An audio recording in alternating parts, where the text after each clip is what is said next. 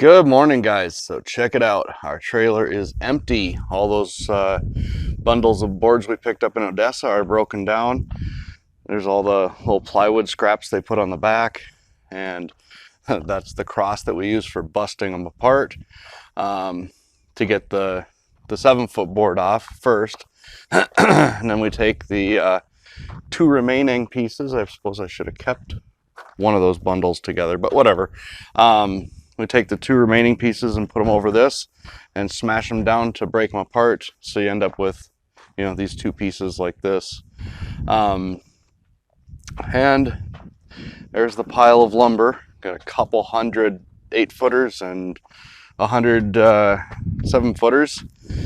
So we got our earth auger together.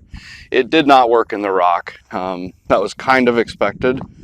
I had hopes. They were unreasonable, but still, I was still hoping that things would work. However, over here where we're going to do all of our guest buildings and whatnot, that worked splendid.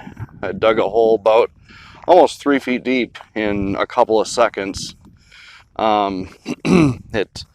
It's relatively hard ground, but it just dug right through. The hardest part about it was hanging onto the dang thing, because it really wants to twist out of your hands, but it works. So today we're gonna get those 4 2x10s that you saw in the bottom of the trailer back there and build our frame for the building, and probably put the floorboards in. Still waiting for McCoy's to give me a call back to tell me how much all the stuff's going to cost for the subfloor and siding and some other stuff. But I might have to just give Robert a call and find out what's going on. Maybe he didn't get my email or something.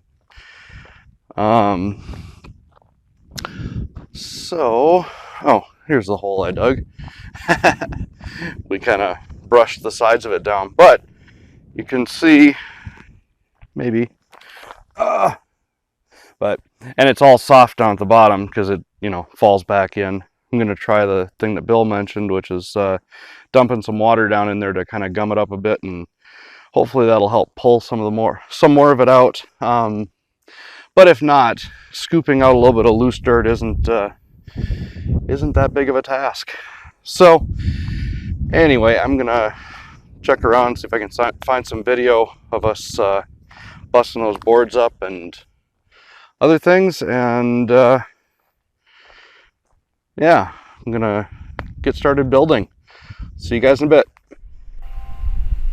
Alright guys, well, I had some video of me assembling this thing, but frankly I found it boring because all you're doing is putting 2 handles on and connecting the throttle cables. So let's fire this thing up. The manual did not look very helpful for anything.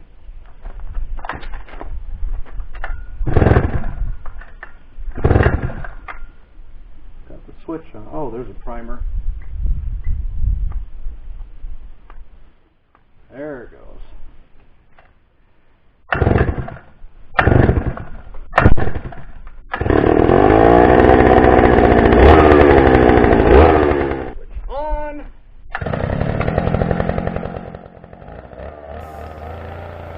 So digging into the rock didn't work so well.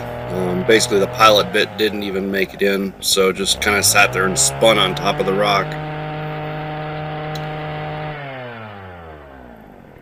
So we decided we'd try digging into an existing hole and see if it was able to grab a hold of the edge of the rock or whatever and kind of snap it off. It kind of worked, but as you can see, it's really hard to hang on to, and in the end probably pretty dangerous to do any number of holes.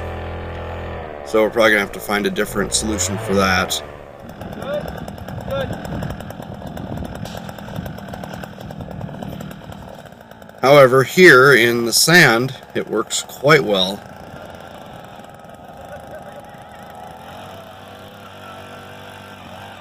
Only thing you have to be careful of is hitting a rock, because it'll snap out of your hand pretty quick, and this thing's several horse. It's not a, it's a 72cc and it goes really hard.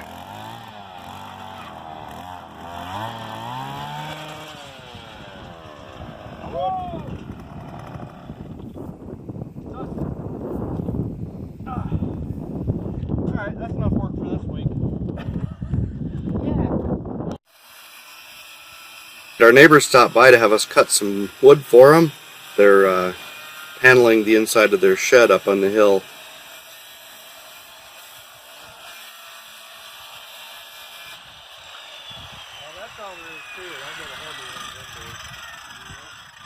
So we're taking these 2x6s apart. We've got these bundles. They've got two 8-foot 2x6s, one 7-foot 2x6, and a sheet of plywood. Lisa's taking the plywood off because we do that first before we break the 7-footer off, and then I'm taking the two 8-footers and breaking them in half on this little contraption I put together, and then knocking the nails out of them and stacking them up over on the side over there.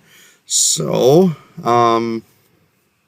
yeah, I'm just about done catching up with all the stuff that Albert had broken apart the day before, and now we're taking and I guess staging stuff for at least to pull the plywood off of. And I'm finishing up knocking out the nails. We've got this cool little, it's called an air locker. I guess that's just the brand, but it knocks the nails through with kind of like an air hammer. And most of them actually knock all the way through. Some of them you have to pull with a hammer still, but by the time you have to pull them with a hammer, you're only like maybe a ½ inch into the wood, so it just pops right out. Anyway, yeah, so what we're doing is staging everything so that we can just go through and bang, bang, bang, knock the 7-footers off.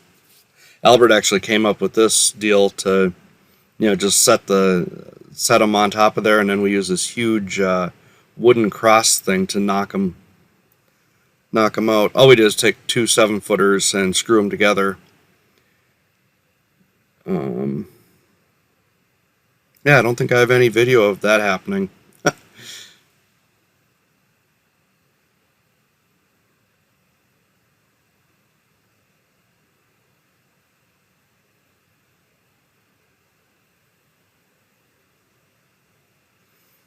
And Lisa ran out of room, so she's going to start a new stack of them over here. Our tin was in the way, so we couldn't just continue on.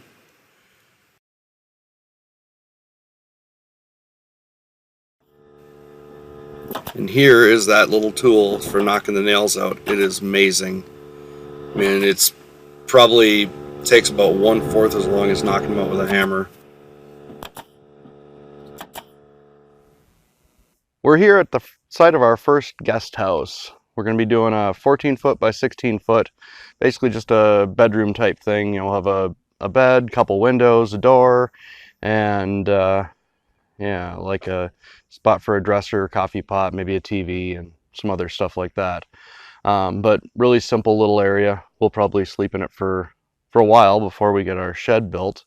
And once the shed's built, or not the shed, but the garage with a shop on it, once the shop is built, well, that's going to be insulated as well, and that'll be 16 by 32, so we'll probably move our bed into there and whatever, and sell off the RV, and then start working on our house.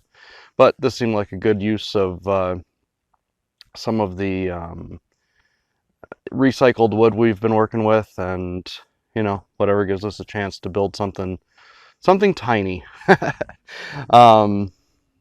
Anyway, so we'll be getting the posts in today and probably get the rest of the floor framing up tomorrow. That'll be in the next video, so make sure you like, subscribe, and share, and I will see you next time. Thanks for watching.